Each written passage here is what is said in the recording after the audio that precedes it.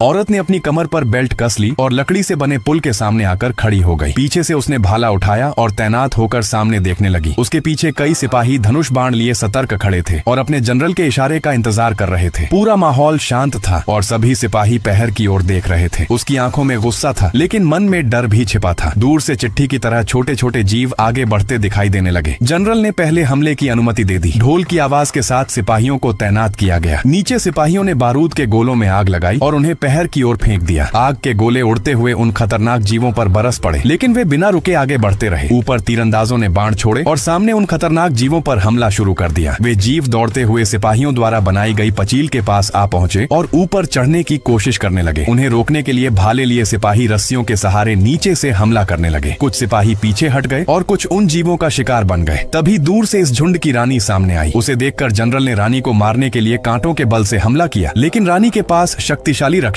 थे जो हर खतरे से उसे बचा लेते थे और रानी सुरक्षित रहती थी। रानी ने युद्ध जीतने के लिए दूर से ही आदेश दिया और सबको मिलकर ऊंची दीवार पर चढ़ने को कहा। राक्षस सेना ने रानी का आदेश मानकर ऊपर चढ़ने की कोशिश की और कुछ दीवार पर चढ़ भी गए। ऊपर पहुंचते ही राक्षसों ने हमला शुरू कर दिया और कोई उन्हें संभाल नहीं पा रहा था। तभी वहां दो कैदी इंसान दिखाई दिए जो जंजीरों से बंधे थे। उन्होंने जल्दी से आजाद करने की गुहार लगाई। सेना दल के एक सिपाही ने दोनों को मुक्त कर दिया और वे तुरंत राक्षसों से लड़ने लगे। दोनों आदमी बेहतरीन शिकारी थे जिनकी तीरंदाजी और हथियार चलाने की क्षमता अद्भुत थी। एक आदमी चतुराई से राक्षसों से बचता रहा और एक सिपाही की जान भी बचा ली, लेकिन घायल राक्षस किसी भी हथियार से काबू में नहीं आ रहा था। वह हर जख्म के बावजूद हमला करता रहा। तभी उस आदमी के साथी ने एक भाला फेंका जो राक्षस की आंख पर लगा और राक्षस दम तोड़ गया। दोनों ने समझ लिया कि राक्षस की कमजोरी उसकी आंखें हैं। तीरंदाज आदमी ने धनुष तोड़कर उसे तीर जैसा बना लिया। उसका साथी अगले राक्षस को अपनी ओर आकर्षित करने लगा। राक्षस तेजी से उसकी तरफ बढ़ा, लेकिन आदमी ने उसे बहकाया और तीरंदाज ने उसकी आंख पर निशाना साध दिया। राक्षस तुरंत जमीन पर गिर पड़ा।